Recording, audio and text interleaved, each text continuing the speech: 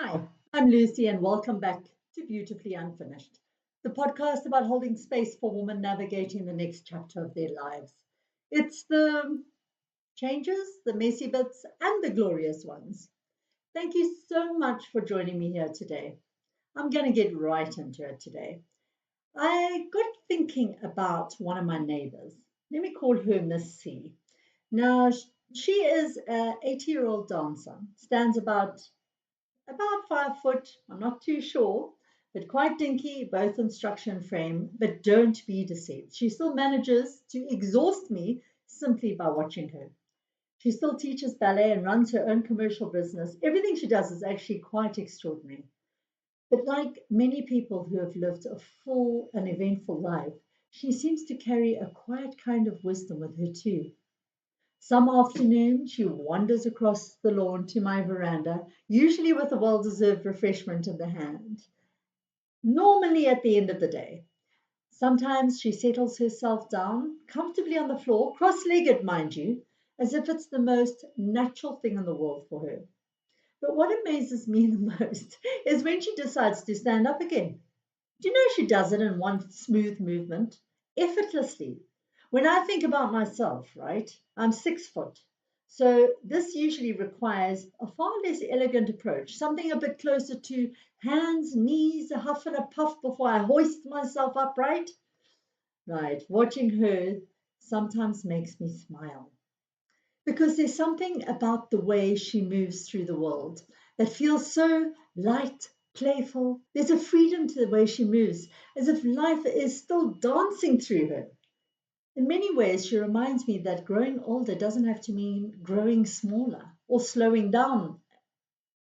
Sometimes it means learning how to move through life with a little more grace. And it got me thinking how beautiful it is to actually express life through dance. For me, it's probably more of a bit of a groove jive. Nothing particularly elegant, but enthusiastic nonetheless. But I've developed a growing intrigue about dancing. Because when you think about it, dancing is actually a far nicer way to be imagining life rather than picturing it in a straight line, moving neatly from beginning to end, as life really moves in straight lines. And the truth be told, we don't have a choice anyway because life itself is a bit of a dance. It's all over the place. It's forwards, it's backwards, it's graceful, it's awkward, and sometimes it's completely offbeat, tripping over our own two left feet. And sometimes we find ourselves standing on the edge of the dance floor and wondering if we even want to do that dance at all. There's a wonderful film, and I don't know if you guys have watched it, but if you haven't, you better take a note of this one. It's called Shall We Dance? It's with Richard Gere and Susan Sarandon. It's a wonderful movie about love and marriage. And there's a profound line in it that has stayed with me for years, and it describes how she describes marriage. And it was one that I referenced many, many times during our breakups over the years.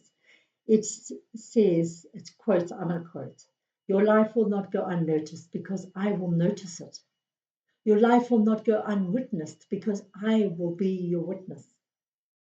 In short, someone who sees you, someone who remembers who we were when our story began, who we slowly became along the way.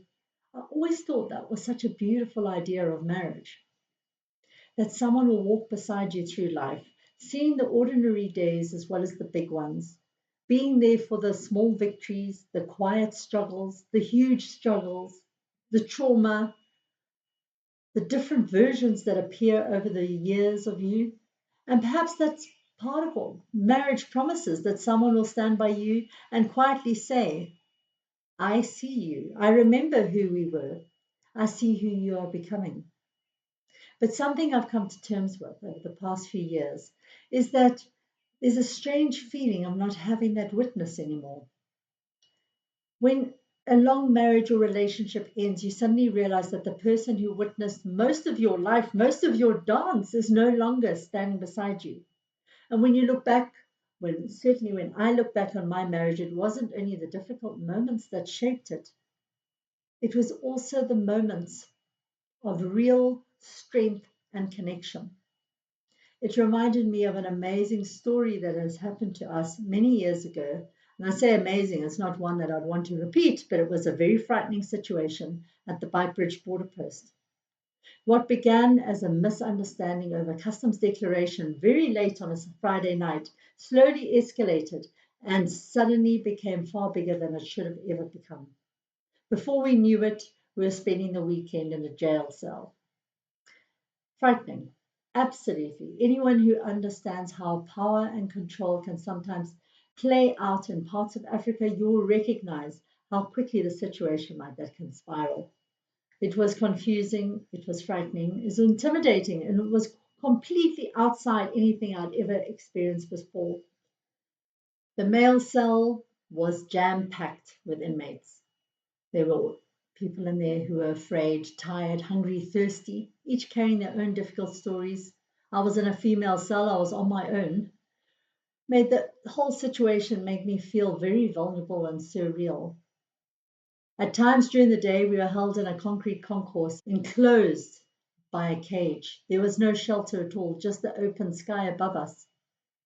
It was August, winter, so the African sun did bring some warmth, but it was also harsh and relentless as it beat down on the concrete.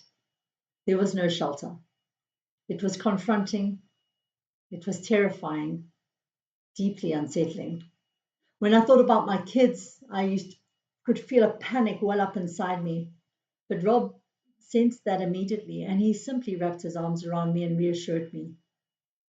At one point, I was so desperately needing to use the bathroom, but there was none available in that cage. So without hesitation, my husband's ex-husband now stepped in front of me, positioned his body so that I would not be humiliated by the people around us. He held me close, he shielded me completely.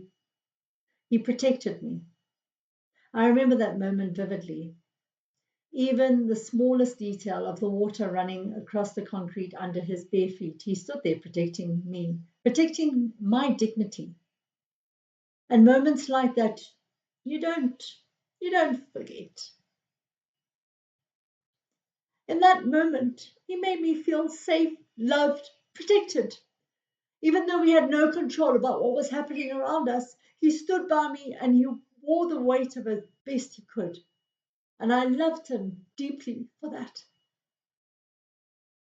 Because sometimes being witness in life means someone standing by you when things are frightening and uncertain. When the music changes and suddenly the dance becomes something you never expected. The person who once danced beside you was there for the early steps, the hopeful ones, plenty of clumsy ones, the years when the rhythm felt steady and familiar. And then suddenly they are no longer there. You have to see the next part of the dance, and that is a bit like stepping onto the dance floor alone. Sometimes it feels like I'm standing alone in this huge ballroom with a spotlight on me, and I'm not entirely sure what to do next. Which foot to put in front and which one to put to the side, I have no idea. But what I do know is that the music's still playing. And maybe life has another lesson hidden in that. Because even when the partner disappears, the music doesn't actually stop. It simply changes. And sometimes we find ourselves learning an entirely different dance, far different than the one we expected to learn, a dance that we never planned to learn, a rhythm that we didn't even ask for, but a dance nonetheless. And maybe that's where I'm going to leave you today, because there's going to be a part two of this one. Because when the music changes, life asks us to learn a completely new set of steps. And next time, I'll talk about what those new dance steps might actually look like. Thank you so much for joining me today on Beautifully Unfinished. It truly means the world to me. And if this episode resonated with you in any way, I'd love it if you would like, follow, and subscribe. It costs you nothing. And until next time, remember, we are still a little beautifully unfinished.